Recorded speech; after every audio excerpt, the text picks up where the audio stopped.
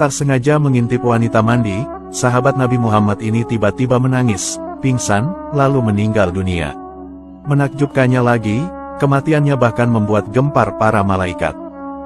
Dikisahkan dalam kitab Mukhtasar Kitabit Tawabin yang ditulis oleh Ibnu Qudamah, bahwa dahulu ada seorang pemuda tampan bernama Salabah bin Abdurrahman.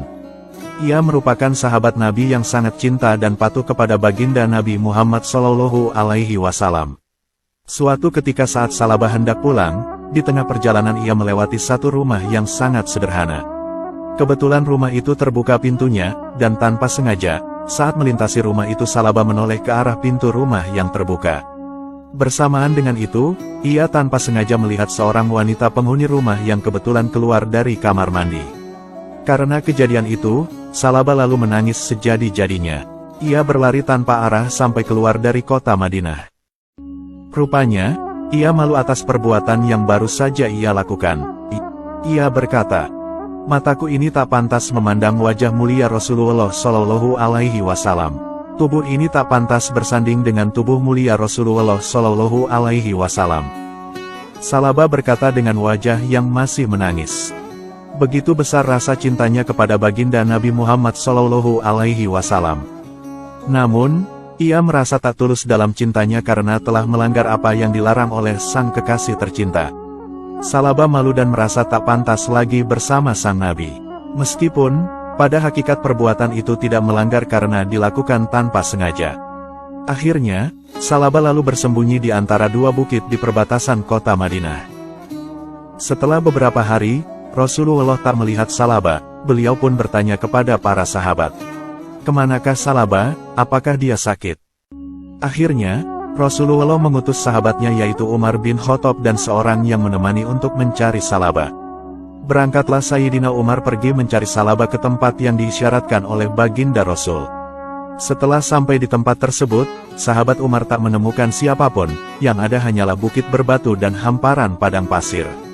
Sahabat Umar terus menyusuri padang pasir yang menghampar. Hingga tak lama kemudian, mereka berdua menemukan seorang penggembala kambing.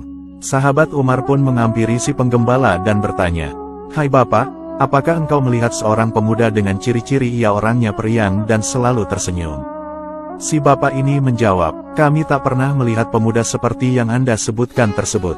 Hanya saja, ada seorang pemuda yang biasanya ke sini untuk meminta air minum padaku. Wajahnya murung dan sering menangis.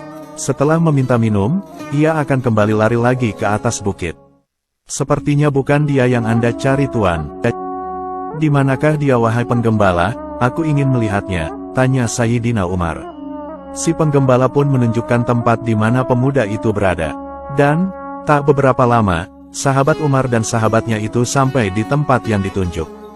Mereka pun bertemu dengan seorang pemuda yang terlihat lusuh dan tengah menangis. Sahabat Umar lalu menyapa dan berucap salam kepadanya. Melihat siapa yang datang, pemuda itu berniat hendak lari. Namun, sahabat Umar memberi pengertian kepadanya bahwa Rasulullah mencarinya karena beberapa hari tidak melihatnya. Sambil sesenggukan pemuda ini bertanya, "Apakah Rasulullah marah kepadaku atas apa yang telah aku perbuat? Aku sangat malu dan tak pantas orang sepertiku ini berjumpa dan memandang Rasulullah." Usai berkata demikian, pemuda ini lalu jatuh pingsan.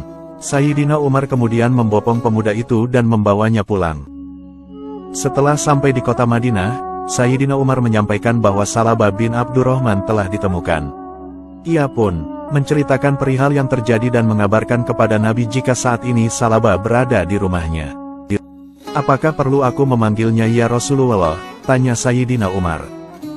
"Tidak usah ya Umar, biar aku yang akan mendatanginya," kata Rasulullah. Kemudian, Rasulullah berangkat ke rumah Salabah diikuti beberapa sahabat. Sesampainya di sana, ternyata Salabah jatuh sakit. Rasulullah pun menghampirinya dan meletakkan kepala Salabah dalam pangkuannya.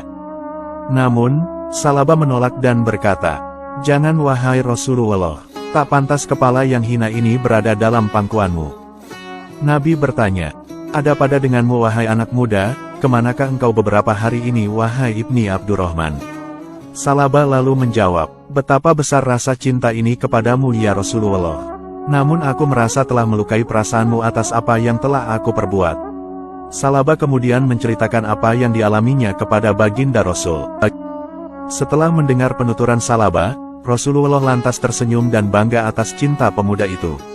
Namun, takdir berkata lain. Usai Salaba menceritakan pengalamannya itu, ia pun menghembuskan nafas terakhirnya.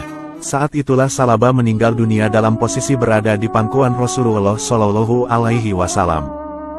Setelah itu, Rasulullah lalu turut serta memandaikannya, mengkafani, dan menjadi imam sholat jenazah Salaba. Bahkan, Rasulullah pun turun ke liang lahat untuk memasukkan jenazah almarhum Salaba. Namun anehnya, tiba-tiba, terjadilah sebuah kejadian tak biasa saat jenazah Salaba dibawa ke kuburan. Saat Rasulullah ikut memikul jenazahnya, beliau berjalan dengan kaki menjingkat. Kejadian ini, lalu membuat para sahabat heran dan bertanya, mengapa Rasulullah berjalan seperti itu? Rasulullah lalu menjawab, ini semua karena jalanan ini telah sempit dan kakiku tak bisa berjalan seperti biasa. Hal ini karena banyaknya para malaikat yang turun ikut mengantarkan jenazah Salaba ini.